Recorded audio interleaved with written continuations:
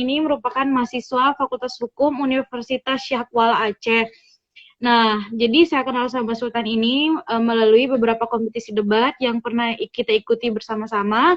Jadi Mas Sultan ini pernah menjadi juara satu, mendapatkan juara satu pada kompetisi debat mahasiswa konstitusi pada tahun 2019 yang dilaksanakan oleh MPR. Lalu kemudian di bulan April juga pernah menjadi juara satu di debat Mahkamah Konstitusi Regional Barat dan mendapatkan juara 2 di tingkat nasionalnya pada bulan 8 ya, bulan Agustus, kemudian mendapatkan juara 2 kembali. Nah, teman-teman semua, hari kalau ini yang MPR-nya juara 3 lah. Oh, juara 3 lagi tahun MPR, luar biasa sekali ya. Banyak sekali ya, jadi dalam beberapa tahun berturut-turut diborong semua sama Mas Sultan dan kawan-kawan dari Aceh. Nah, teman-teman semua, hari ini sebagaimana janji saya bahwa kita akan kembali melaksanakan diskusi online. Tentunya diskusi hari ini kita akan membahas berkaitan dengan problematika penerapan asas kabotage yang ada di Indonesia. Jadi teman-teman semua, sebelum kita masuk ke diskusinya, sedikit saya mengantarkan bahwa asas kabotage itu adalah asas yang menghendaki setiap pengantaran barang dan jasa ataupun pengangkutan barang dan jasa dengan menggunakan bidang laut itu harus menggunakan kapal yang berbendera Indonesia dan wajib berkru ataupun berawak kapal warga negara Indonesia. Nah, untuk kapal asing itu tidak diperbolehkan kecuali dalam sektor minyak dan gas bumi yang dikecualikan karena memang negara masih menganggap bahwa industri dalam negeri belum mampu untuk memiliki kapal LNG ataupun liquid and gas. Nah, untuk itu sebenarnya lahir kemarin beberapa isu yang mungkin sempat hangat namun tidak begitu benar-benar membumi atau benar-benar viral di media massa ataupun di pertelevisian, yakni berkaitan dengan revisi Undang-Undang Pelayaran yang diajukan atau yang diinisiatif oleh Dewan Perwakilan Daerah yang dalam rancangan undang-undangnya mencoba untuk menghapuskan ketentuan pasal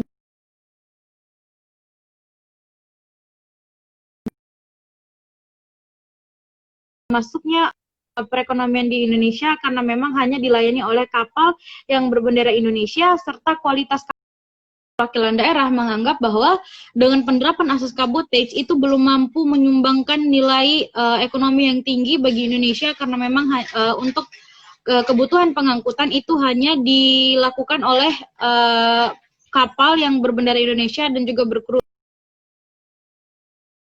dalam beberapa masih belum jelas sih dari yang setelah usulan revisi DPD DPR itu.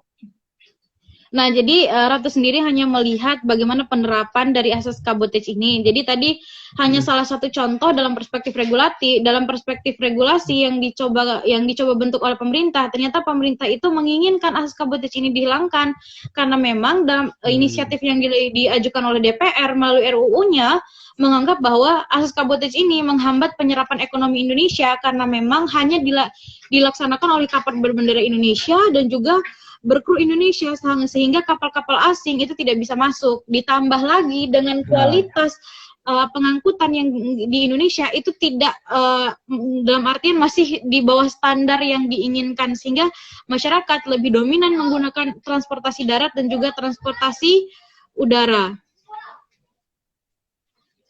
Oke. Gitu Mas, langsung aja nanti dijelaskan sama Mas Sultan. Ya, baik. Terima kasih Mbak Ratu.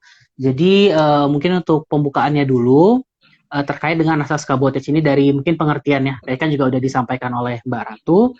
Nah, di sini kalau misalnya kita lihat dari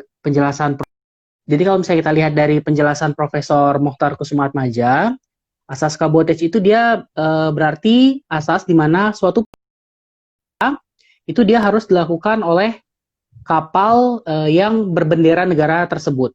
Jadi ya seperti tadi Mbak Ratu sampaikan, kalau misalnya di Indonesia artinya misalnya ada pelayaran begitu dari pelabuhan, katakanlah pelabuhan Tanjung Priuk gitu ya, ke pelabuhan Belawan atau ke pelabuhan Tanjung Perak di Surabaya, itu dia harus dilakukan oleh kapal berbendera Indonesia. Nah, itu dia tanpa transit. Jadi dia dikatakan sebagai suatu pelayaran domestik yang dia dilingkupi oleh asas kabotage itu dia tidak boleh ada transit. Jadi kalau misalnya dia kapalnya katakan misalnya ke Medan gitu ya, dari Jakarta kapalnya. Kemudian dia transit di Singapura begitu, melakukan ada menurunkan orang atau menurunkan barang dan menaikkan barang di Singapura. Nah, itu dia sudah tidak dianggap sebagai pelayaran domestik lagi, meskipun tujuan akhirnya nanti juga ke pelabuhan Medan itu sendiri. Jadi ini Dalam mungkin negeri. dari ahlinya begitu ya. Nah, dalam negeri. Jadi pengertian dari asas kabotage kalau misalnya menurut Profesor Mokhtar Gusmatmaja. Nah, kemudian mungkin sekarang kita lihat dari secara umumnya begitu. Jadi kan kalau misalnya di dalam hukum internasional, hukum laut internasional sendiri itu kan salah satu sumber hukum itu kan kebiasaan negara gitu. Selain yang pertama kan adalah dari perjanjian internasional ya, dari treaty itu sendiri. Nah, karena kalau misalnya kita lihat dari perjanjian internasional, seperti misalnya UNCLOS begitu, di UNCLOS 1982 itu tidak ada pengaturan secara detail mengenai kabotage begitu. Oh, ini pengertian kabotage itu seperti ini tidak ada. Jadi kita melihat ke sumber yang kedua dari sumber hukum laut internasional, yaitu kebiasaan internasional. Nah, kalau kita lihat dari kebiasaannya sendiri, dari catatan yang ada, penggunaan asas kabotage ini pertama kali itu dilakukan oleh negara Portugal. Itu dicatatkan di Encyclopedia Britannica. Jadi itu dilakukan sekitar abad ke-15. Seperti yang kita ketahui, pada abad 15 itu kan Portugal itu dia, bangsa Portugis itu kan melakukan banyak penjajahannya, banyak mendirikan koloni-koloni ya, yang di India, kemudian ada di Indonesia juga. Jadi untuk melindungi perekonomian lah, misalnya perdagangan dari negara Portugal dengan kerajaan Portugal dengan jajahan-jajahannya, maka dibuat pengaturan bahwa kapal yang membawa penumpang, yang membawa barang dari daerah jajahan ke Portugal, itu dia ke Portugis itu harus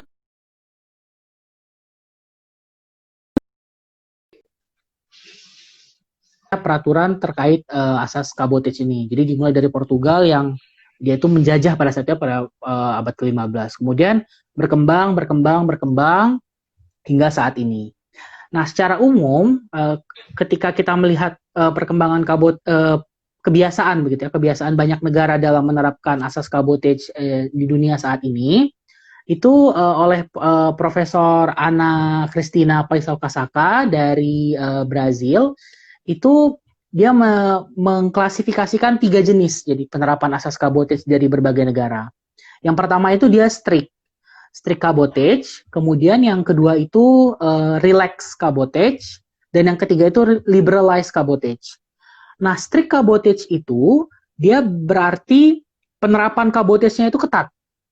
Nah, penerapan kabotage-nya itu ketat. Sementara yang kedua yang relax kabotage ini, dia penerapan kabotage-nya dia tidak terlalu ketat. Artinya dia ada penerapan implementasinya itu ada di negara tersebut, ada hukumnya, tapi dia tidak ketat. Ada pengecualian-pengecualian. Kemudian ketiga adalah liberalize. Liberalize ini dia bebas. Jadi negara itu tidak menerapkan kabotage. Meskipun ada pelayaran domestik di negara tersebut. Tapi dia liberalize karena ada beberapa hal-hal alasan yang akan kita jelaskan selanjutnya. Nah, yang pertama yang strict itu, salah satu contohnya itu adalah Amerika Serikat dan Jepang. Jadi di Amerika Serikat itu sendiri, pengaturannya itu dia ada dalam 2 undang-undang, dan umur undang-undang ini sudah lebih dari 100 tahun berada di Amerika. Jadi dia pengaturan terkait kabotage itu yang pertama ada di Undang-Undang Jasa Kapal Penumpang tahun 1886, untuk kabotage yang pelayaran membawa orang begitu. Kemudian yang kedua adalah Undang-Undang Perdagangan Laut 1920 untuk pengaturan terkait pengangkutan barangnya yang kabotage-nya di Amerika. Jadi begitu juga untuk Jepang melalui Undang-Undang Perkapalan Jepang. Nah, lalu bagaimana jadinya kabotage di negara yang strict ini?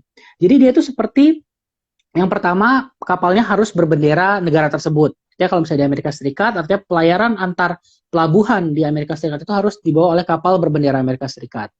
Kemudian yang kedua, dia harus diawaki ya, artinya ada nahkodanya dengan anak buah kapalnya itu harus orang berkeluarga negaraan Amerika Serikat. Kemudian kapalnya harus dibuat di Amerika Serikat. Artinya dia harus dibuat di galangan kapal, dibuatnya itu di galangan kapal Amerika Serikat. Gitu juga dengan di Jepang gitu ya.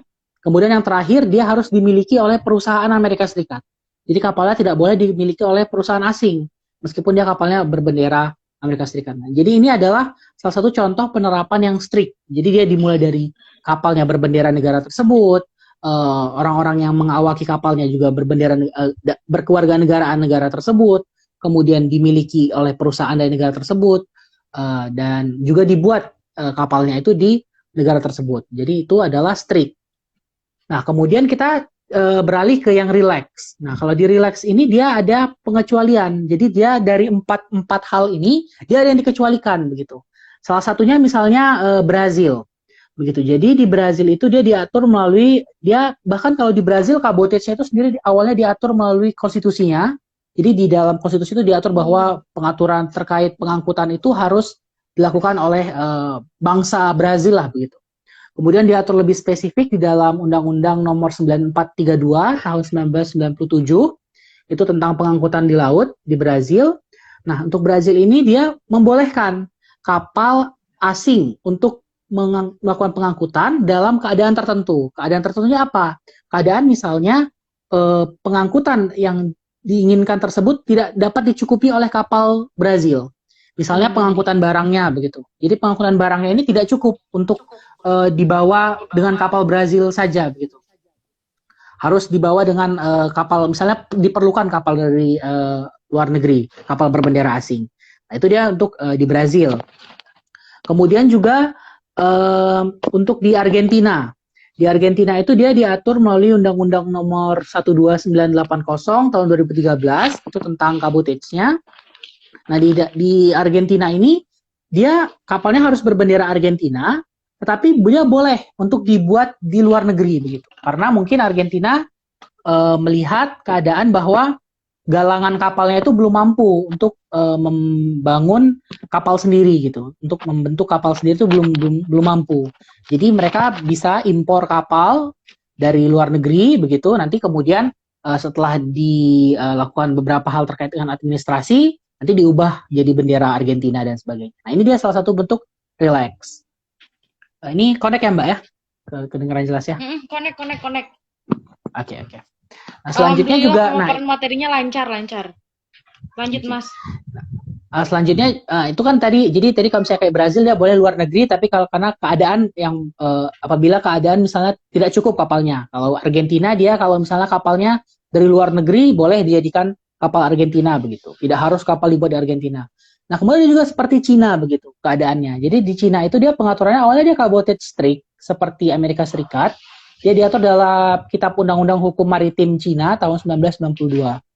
Nah, untuk Cina dia pada awalnya dia kabotnya strict seperti Amerika Serikat. Jadi harus antara pelayaran pengangkutan barang dan orang antar kota, antar pelabuhan dalam negeri di Cina itu harus dibawa oleh kapal berbendera Cina ya, dibuat di Cina dan sebagainya.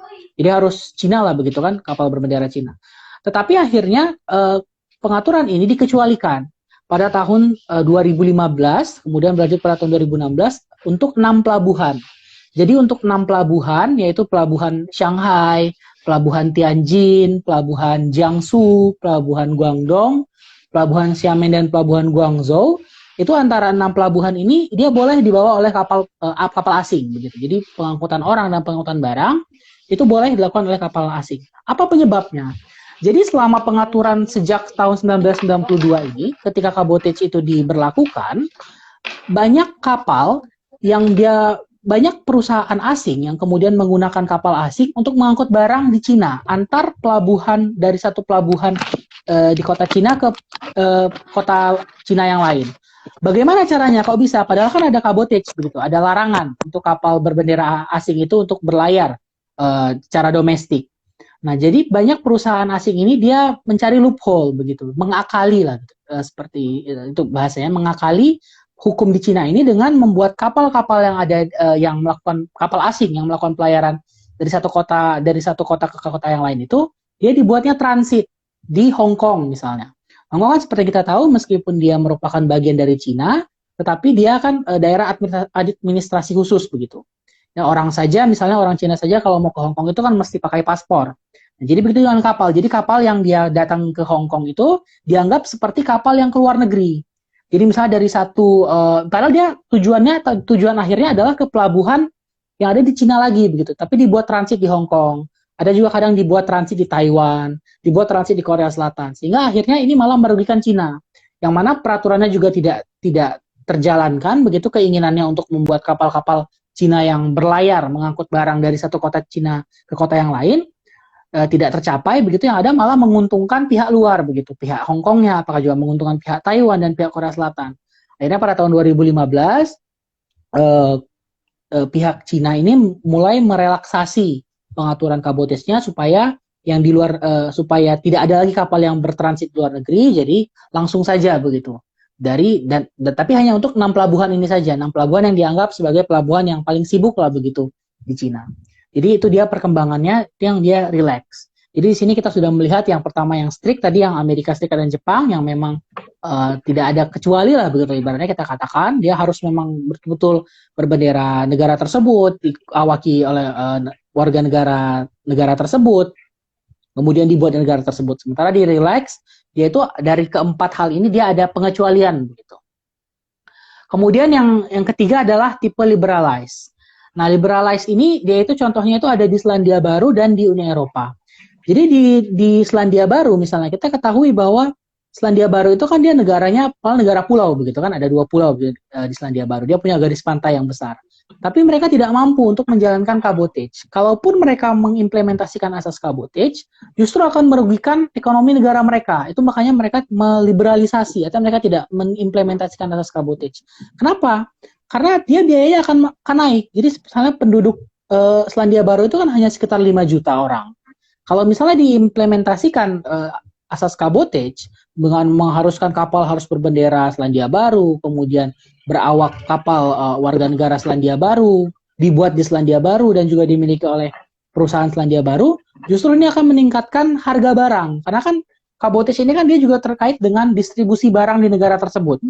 Kalau misalnya harus dibuat dengan kapal negara tersebut, sementara modalnya tidak cukup, orang-orangnya tidak cukup, atau misalnya pun cukup warga negara Selandia Baru, tetapi gajinya harus tinggi mungkin kan, karena kan standar hidupnya berbeda. SDM-nya berbeda dengan menggunakan misalnya awak kapal dari negara lain yang mungkin lebih murah begitu upahnya.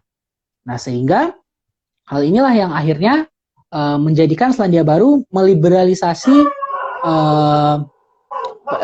asas kabotage di negaranya. Jadi tidak ada asas kabotage, jadi kapal asing oleh perusahaan asing itu asalkan dapat izin dari pemerintah itu bisa untuk melakukan pengangkutan barang, pengangkutan orang di Selandia Baru.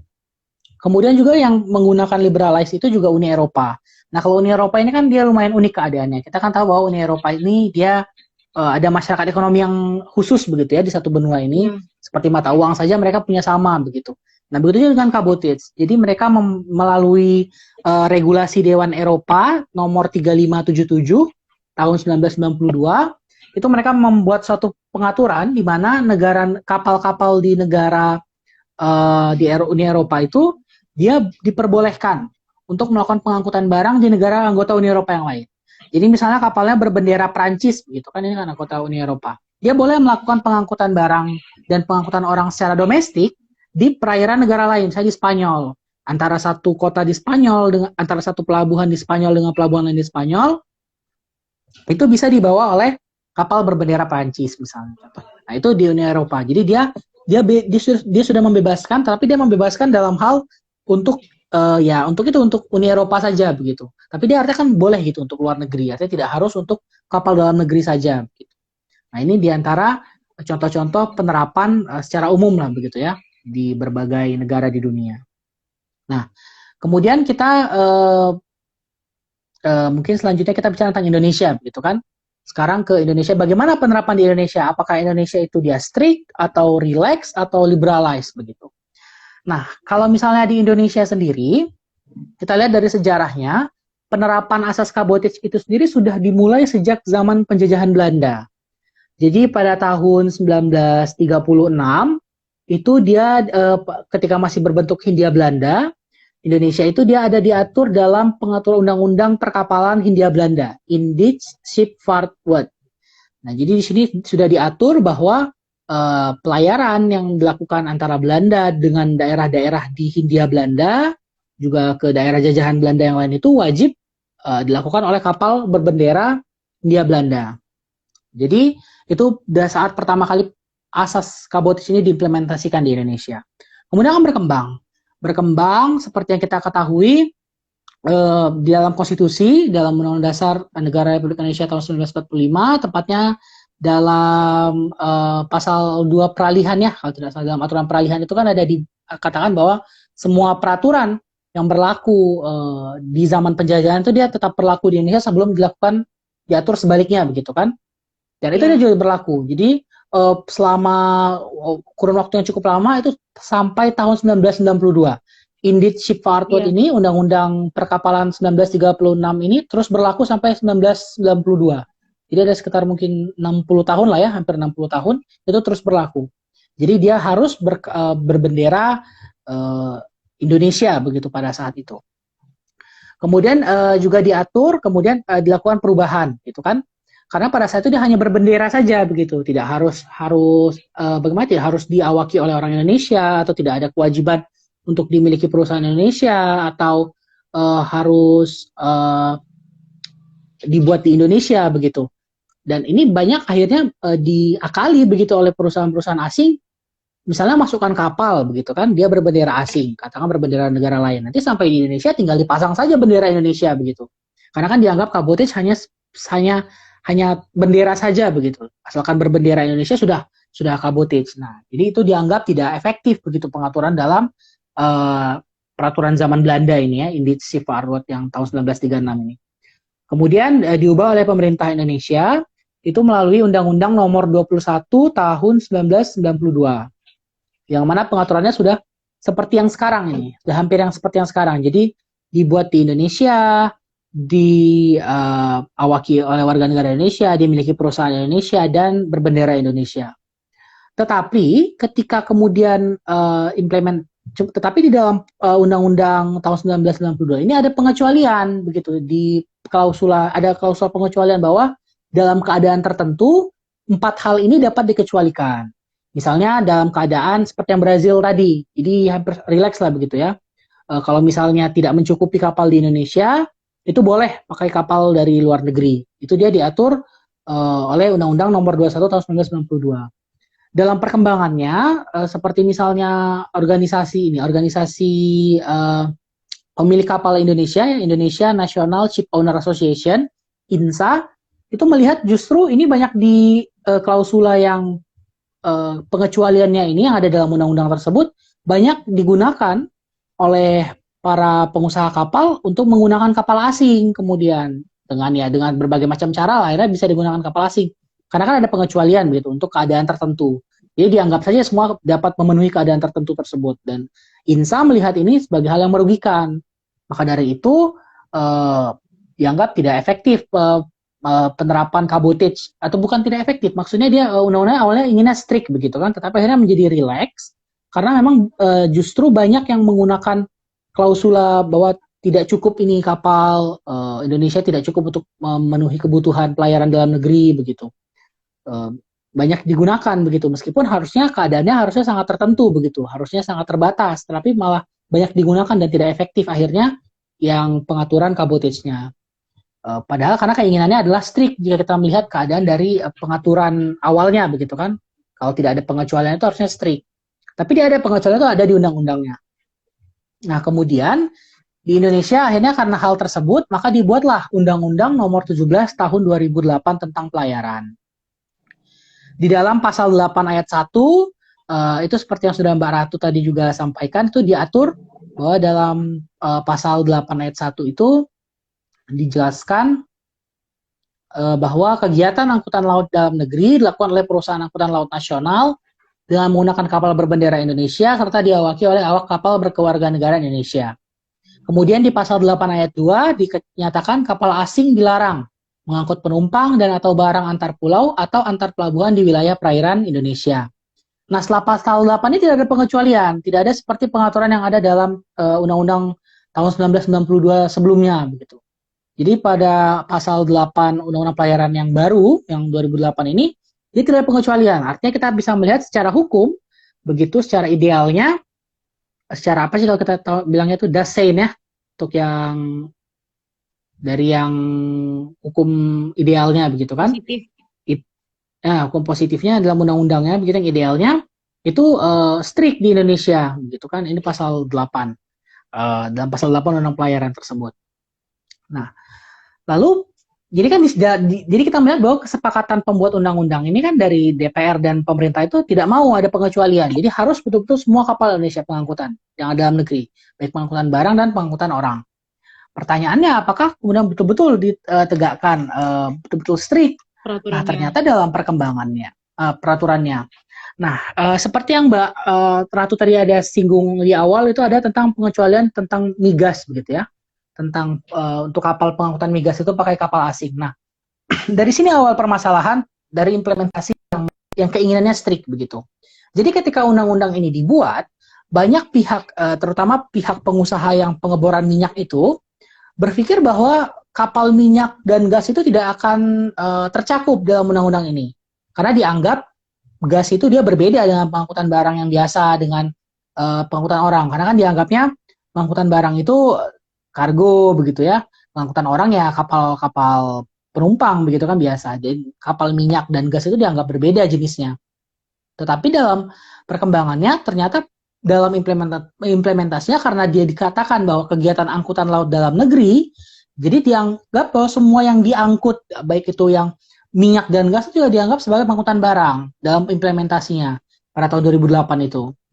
Sehingga pengusaha migas pada saat itu merasa kesulitan dengan adanya implementasi tersebut karena dianggap bahwa kapal Indonesia itu industri kapal Indonesia belum mampu membuat kapal-kapal untuk gas dan minyak ini.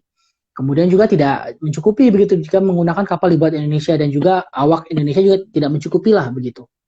Akhirnya pemerintah melakukan pengecualian begitu. Padahal dari undang-undang itu kan dia harusnya tidak ada pengecualian kan setelah ada kesepakatan dengan DPR dan pemerintah.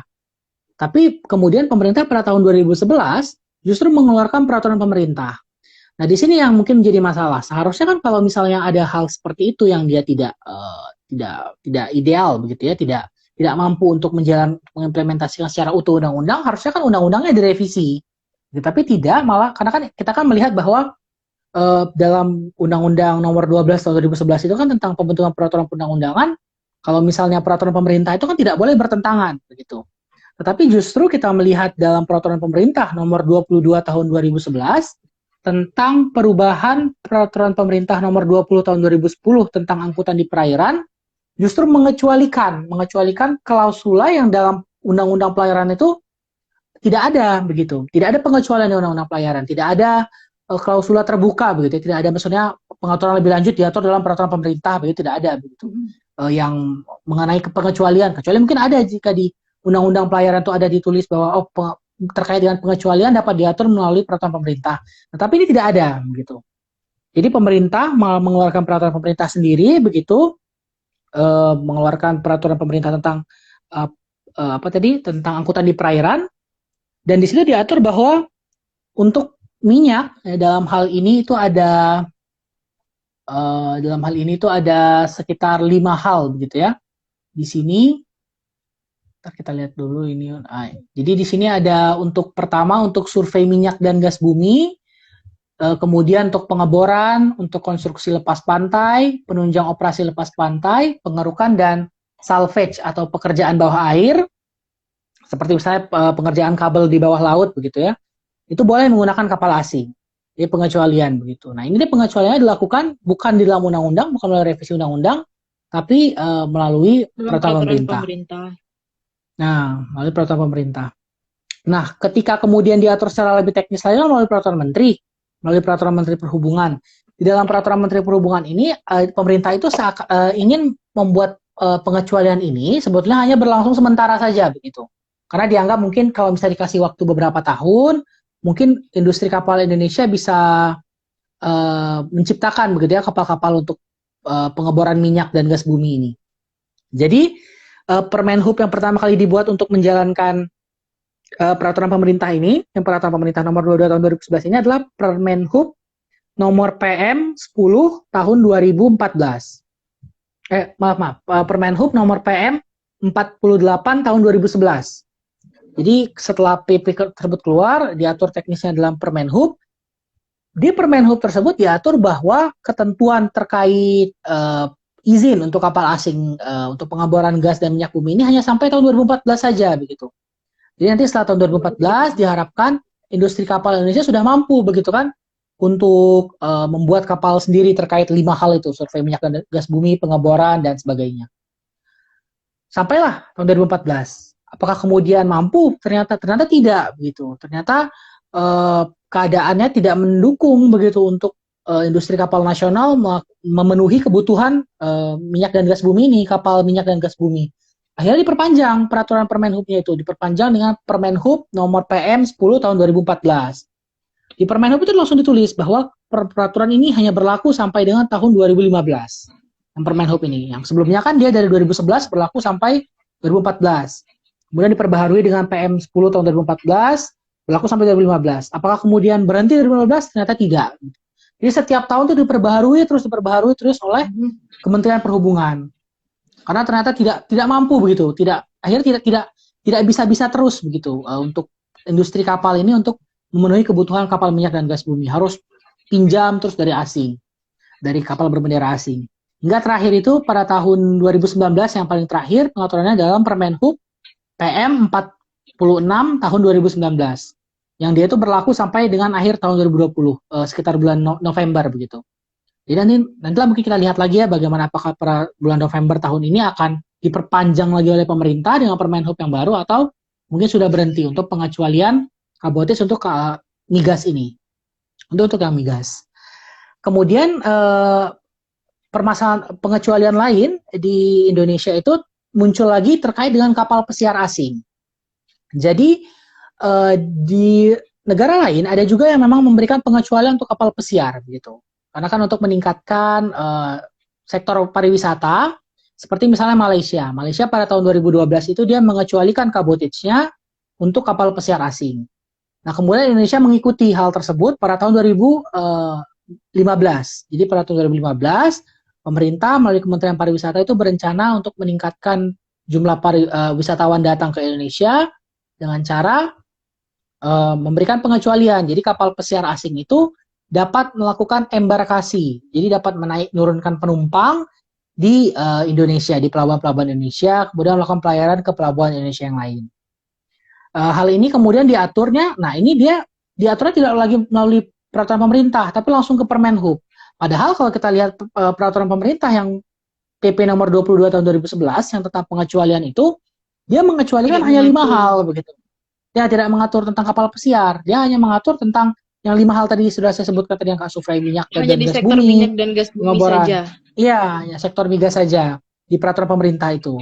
Padahal itu saya sudah keliru lah mungkin ya kalau kita lihat dari ilmu perundang-undangan, karena juga ada beberapa skripsi yang membahas, menganalisa tentang peraturan kabotich ini dari ilmu perundang-undangan, dan mereka menemukan bahwa ini melanggar ilmu perundang-undangan begitu, karena dia dari undang-undang sendiri tidak ada pengecualian begitu kan, tapi diaturnya melalui peraturan pemerintah. Ini malah yang tentang kapal pesiar ini dia lebih di bawah lagi, langsung dari Permenhub. Jadi tidak ada peraturan pemerintah, langsung ke Permenhub. Itu Permenhub PM 121 tahun 2015 tentang pemberian kemudahan bagi wisatawan dengan menggunakan kapal pesiar berbendera asing.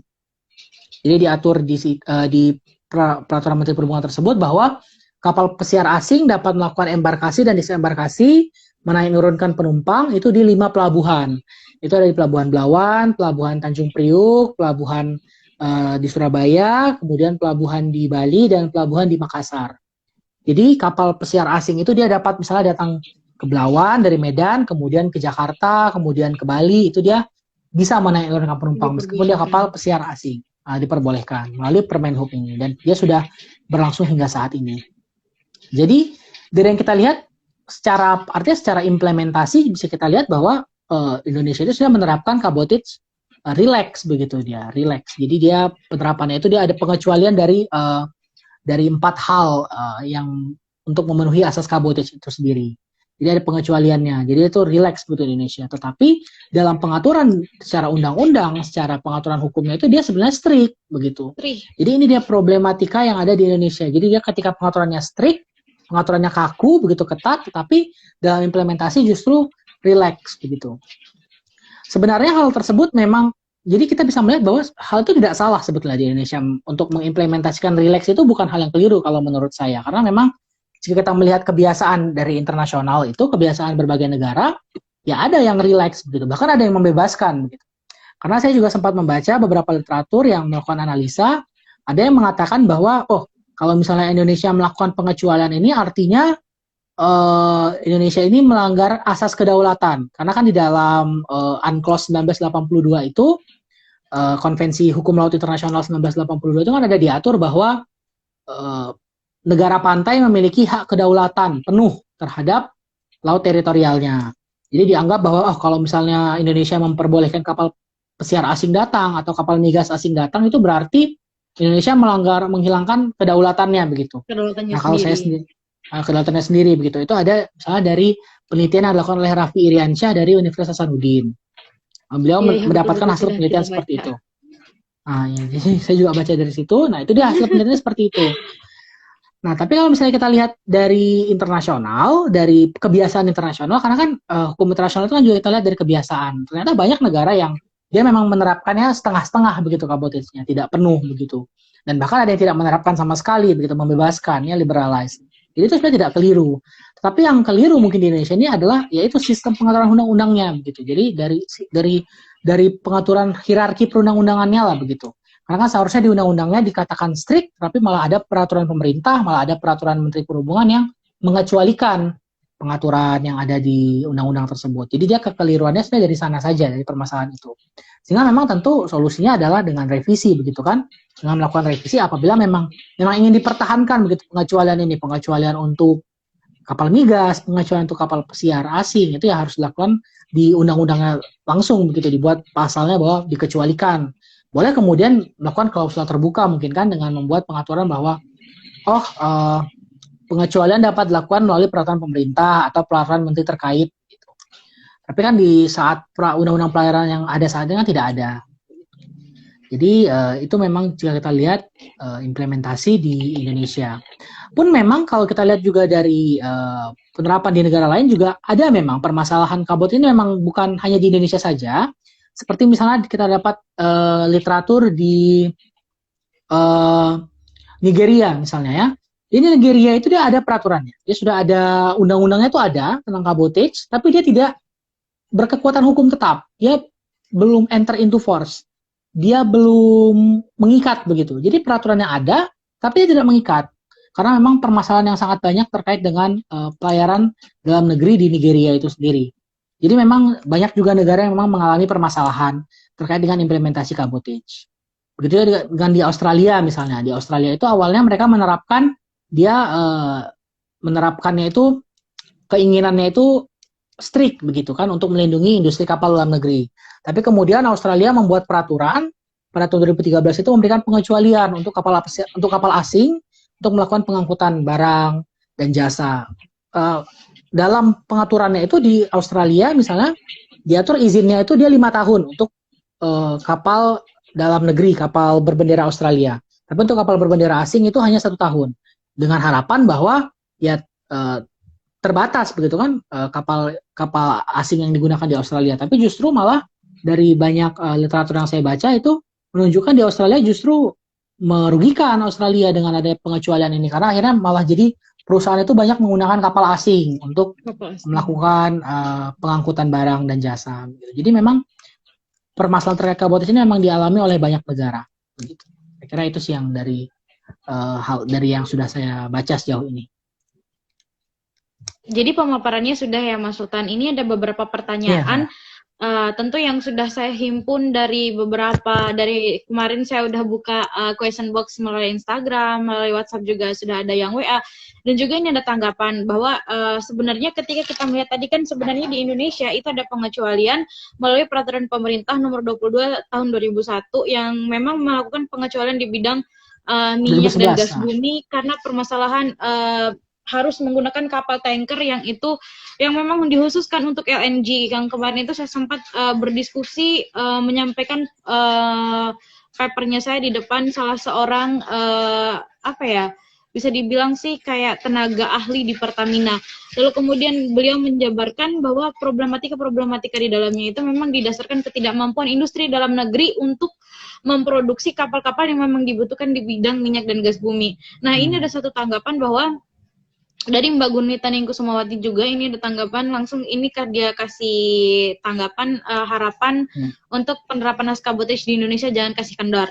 Nah, di sini mungkin kita berbicara masalah harapan, memang kita tidak menginginkan adanya penerapan naskah Boteach yang kendor. Bagaimanapun kita harus bisa untuk memenuhi kebutuhan industri dalam negeri, apalagi perkapalan dan juga mobilisasi barang dan jasa dari satu pulau ke pulau lainnya. Nah, di sini ada tanggapan, sekiranya adakah upaya yang dapat dilakukan oleh pemerintah untuk kita ini tidak selalu menggunakan kapal asing secara terus-menerus, karena memang tadi ketika kita lihat pandangannya Mas Sultan itu bahwa memang peraturan ini selalu diperpanjang dan diperbarui setiap tahunnya, peraturan yang sama. Mungkin bisa langsung ditanggapi. Kalau misalnya dari perspektif saya sendiri, begitu ya, sudut pandang saya, artinya kan penggunaan kapal untuk mengangkutan barang ini kan juga terkait dengan biaya, begitu. Dengan biaya yang harus dikeluarkan oleh perusahaan kapal untuk kemudian membawa ini dengan kapal asing atau dengan kapal dalam negeri. Tentu kalau misalnya menggunakan kapal dalam negeri, tentu tidak menutup kemungkinan akan terjadi peningkatan biaya, begitu kan. Nah, jadi bagaimana pemerintah dapat mendukung? Nah, tentu bisa dengan mendukung industri perkapalan memang. Tetapi apakah memang dananya itu cukup misalnya? Sebenarnya juga belum lagi dari misalnya maintenance-nya sendiri.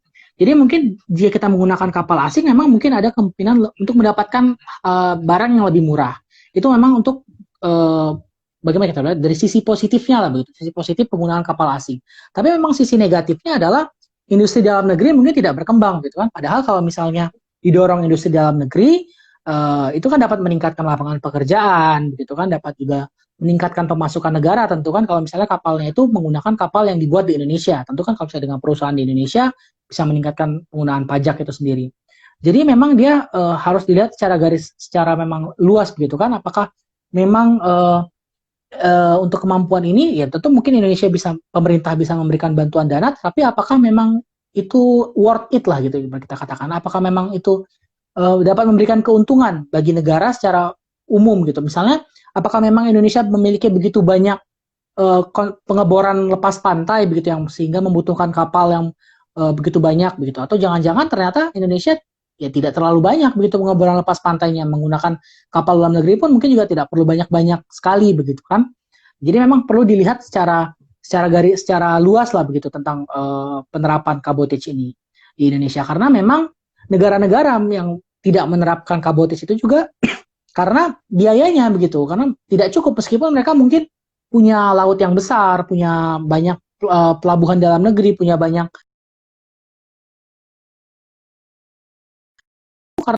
ya biayanya akan semakin mahal. Justru kalau misalnya mereka pakai industri dalam negeri malah banyak habis uang begitu ibaratnya, malah akhirnya dan itu berdampak kepada harga kan, bisa. Jadi itu ya. Jadi kita harus melihat kalau dari perspektif saya begitu kan. Kalau misalnya apakah Indonesia ingin mendukung, misalnya pemerintah ingin membantu industri perkapalan, ya juga memang perlu dilihat apakah memang betul-betul dapat menguntungkan Indonesia begitu. Jangan sampai nanti kita sudah dorong begitu industri perkapalannya, seperti misalnya kita lihat lah, mungkin kalau misalnya kita lihat ke hal yang lain begitu ya, industri pesawat nasional misalnya kan dulu kan kita punya IPTN ya, industri pesawat terbang nasional yang PTDI yang sekarang jadi PTDI kan. Indonesia juga pernah dulu mengucurkan dana yang begitu banyak supaya kita bisa membuat bisa membuat pesawat di Indonesia gitu, pesawat buatan Indonesia gitu. Tapi pertanyaannya apakah worth it begitu? Justru kan kita melihat bahwa ternyata malah banyak kerugian yang didapatkan gitu. Karena pesawatnya tidak banyak yang memesan begitu. Begitu juga dengan industri kapal nasional begitu. Jika memang pemerintah ingin mendorong, apakah memang akan memberikan keuntungan begitu bagi Indonesia secara kedepannya. Jadi tidak hanya memenuhi kebutuhan Indonesia, tapi juga memenuhi kebutuhan kapal ya asing juga begitu kan, di luar negeri juga. Karena jangan sampai nanti pemerintah kemudian mengeluarkan banyak dana untuk mendukung industri kapal dalam negeri, tetapi malah akhirnya merugikan Indonesia begitu, atau malah biayanya malah semakin mahal. Saya pikir seperti itu sih kalau pandangan saya. Iya Mas Sultan, sebenarnya kita juga terkendala dengan cost yang begitu tinggi terhadap proses pembentukan dan juga pembuatan kapal yang memang dikhususkan untuk minyak dan gas bumi ini. Nah, sebelumnya saya pernah buat dalam satu paper dan juga pernah mengusulkan kenapa tidak diberikan kepada BUMN saja. Mungkin BUMN mampu untuk membentuk kapal-kapal yang memang dibutuhkan untuk kebutuhan minyak dan gas bumi. Nah, sempat saya sampaikan kepada ahli Pertamina pada saat itu yang hadir dalam waktu kita jadi pemakalah paper.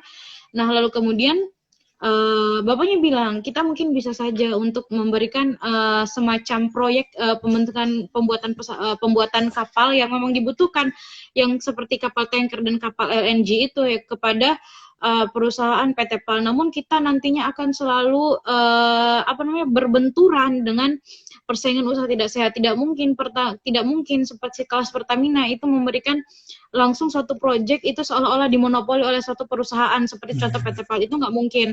Tetapi mereka tuh selalu membuka kayak siapa nanti yang proposalnya bagus, kayak nanti itu dilakukan pembukaan rekrutmen, nanti perusahaan mana yang dapat ini, apa ya sistemnya tuh ya, itu lupa saya, nanti Tender perusahaan ya, mana. tender.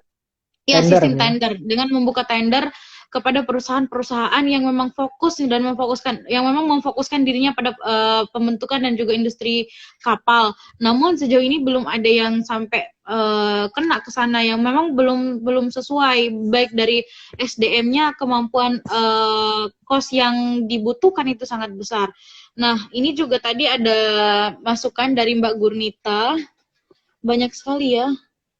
Masukan dari Mbak Gurnita, apabila Undang-Undang Pelayaran ingin direvisi, maka pemerintah dapat berfokus pada poin yang perlu untuk direvisi adalah mengenai coast guard atau penjaga pantai. Oh ya, jangan sampai SKBT dilepas dan dihapuskan sekalipun untuk sektor tertentu. Ya.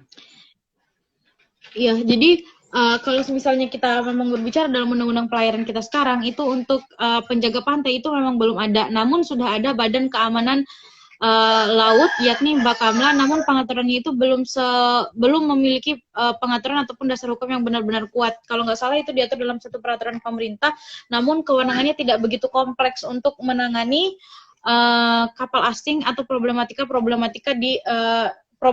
kelautan di Indonesia. Nah, itu Mas, mungkin ada tanggapan dari Mas Sultan tentang Badan Keamanan Laut dan juga yang tadi penjaga laut yang disarankan. Ya, kalau dari yang sepanjang yang saya tahu begitu ya, memang di Indonesia sendiri kita masih ada banyak begitu yang punya kewenangan di laut sendiri ya, dalam penegakan hukum di laut, seperti Angkatan Laut juga punya kewenangan begitu, ada Coast Guard juga, ada penjaga pantai itu ada juga, kemudian ada juga polisi laut begitu ya, dan yang baru saja dibentuk ada lagi Bakamla. Jadi semuanya banyak begitu ya, memang punya kewenangan untuk menjaga laut ini. Ada juga yang dari Kementerian Perikanan juga punya unitnya tersendiri begitu kan untuk menjaga laut. Ya tentu kalau misalnya terkait dengan kelautan memang perlu ya dibuat agar satu memang lembaga yang memang betul-betul bertanggung jawab khusus untuk penegakan hukum, terutama misalnya kalau ada kapal asing yang melewati perbatasan laut Indonesia begitu kan, apalagi kan kita sering akhir-akhir ini dengan adanya konflik di Laut Cina Selatan itu kan semakin panas begitu ya, sehingga memang diperlukan memang penjagaan yang ketat, tetapi perlu memang mana lembaga yang punya kewenangan, karena sering sekali memang kita banyak baca kasus nanti ada TNI AL nanti misalnya sudah menangkap, nanti diantar lagi ke polisi laut, baru diantar lagi ke semacam dioper begitu ya, apa namanya, dipindah, lempar bola begitu ya, jadi dari satu lembaga ke lembaga lain, jadi karena terlalu banyak begitu yang punya kewenangan di laut. Saya pikir memang Bakamla juga perlu diatur secara khusus bahwa memang ya mereka saja yang memang memiliki kewenangan begitu. Untuk angkatan laut mungkin ya sebaiknya untuk melakukan untuk pertahanan, dalam artian misalnya dalam latihan perang dan sebagainya begitu. Jangan sampai nanti akhirnya angkatan laut malah jadi menangkapin orang gitu. Meskipun mereka ya ada punya kemampuan untuk melakukan hal tersebut. Tapi kan tentu untuk bisa meningkatkan konsentrasi memang menurut saya juga memang lebih baik ada satu lembaga saja gitu. Yang boleh saja orang-orangnya berasal dari angkatan laut begitu kan, mungkin saja ada kemampuannya kan, seperti BNPB kan. BNPB pun juga meskipun dia mengatur terkait bencana kan, dia ada juga orang-orang tentara di dalamnya. Karena memang ada kemampuan untuk itu. Misalnya Bakamla diisi oleh orang-orang dari angkatan laut, asalkan memang ya Bakamla saja memang yang mengatur hal tersebut gitu. Jadi jangan lagi ada Tidak perlu lagi banyak sekali ada polisi laut, ada lagi yang dari unit dari Kementerian Perikanan, ada lagi Satgas, penjaga pantai dan ya yang sebagainya. satuan tugas dari Kementerian Perikanan. Nah, itu kan ada banyak sekali jadi kapalnya banyak begitu kan akhirnya tapi ketika melakukan penangkapan juga bingung begitu misalnya ini kapal nelayan siapa yang kayak mana menangkapnya apa maksudnya siapa yang punya kewenangan untuk menangkap kapal tersebut atau kalau ada kapal misalnya kan sering juga kapal yang kita baca berita itu kapal penjaga pantai dari luar negeri gitu misalnya dari Cina dari Vietnam itu kadang-kadang melewati sedikit lah begitu laut teritorial Indonesia kan. Tapi kan memang dalam masalah laut ini kan sendiri memang terkadang rancu begitu memang kalau dalam hukum laut ini karena kita mengenal ada laut teritorial, ada zona ekonomi eksklusif. Terkadang kita sering baca di media, oh kapal asing masuk ke dalam wilayah Zona ekonomi Indonesia begitu ya. eksklusif. Nah, padahal yang masuk itu dia masuk ke zona ekonomi eksklusif. Yang memang di zona ekonomi eksklusif itu kapal boleh untuk berlayar itu boleh semua kapal itu boleh berlayar di zona ekonomi eksklusif asalkan tidak berhenti. Jadi kapal itu Iya, hak lintas asalkan dia damai kalau nggak salah. hak lintas damai. Dia lebih besar kalau di ZEE itu ketimbang di laut teritorial. Kalau di laut teritorial dia hak lintas damai itu harus minta izin. Dia masuk ke dalam laut teritorial dia harus minta izin kepada pemerintah Indonesia untuk lewat gitu dan diperbolehkan lewat. Tapi kalau di ZEE dia tidak perlu minta izin lagi ke pemerintah Indonesia karena kan ZEE itu begitu jauh gitu ya sampai 200 mil itu kan jauhnya. Jadi emang terkadang sulit juga untuk meminta izin gitu misalnya ke pemerintah Indonesia. Sehingga diperbolehkan ZEE itu dalam hukum internasional dalam konvensi laut internasional itu kapal boleh saja melewati ZEE asalkan tidak berhenti. Karena kalau berhenti kan pasti dipertanyakan itu mau ngapain berhenti kapalnya. Pasti kan mengambil ikan atau mengambil sesuatu lah di bawah laut begitu kan. Jadi selama kapal itu dia tidak berhenti sebenarnya tidak apa-apa dan itu memang makanya diperlukan memang satu bakamla yang kuat ini yang memang dia memang mengetahui juga hukum internasional gitu. Jangan sampai nanti kapal asing yang dia sebetulnya lewat tidak berhenti dia terus menerus jalannya terus menerus berlayar tapi malah dicegat. Nah, itu kan juga jangan sampai hal tersebut terjadi begitu ketika kemudian hukum internasional memperbolehkan hal tersebut. Saya pikir seperti itu. Nah, ini Mas Sultan, saya sebenarnya kita nih ingin memfokuskan diri mencoba untuk ngebahas berkaitan dengan rencana atau wacana revisi undang-undang tentang pelayaran. Nah, ini coba deh kita timbang kembali. Nah, usul yang diusul revisi undang-undang pelayaran yang diajukan oleh DPD itu sebenarnya niatnya adalah menghapus. Jadi memang benar-benar bagaimana menciptakan liberal cabotage yang sebagaimana dijelaskan oleh Mas Sultan. Nah, kalau misalnya kita benar-benar menghapus itu tentunya akan ada dampak positif bagi kita namun juga akan ada dampak negatif. Jadi ada plus minus dari satu kebijakan yang akan muncul. Jadi kalau misalnya saya mungkin bagaimana sih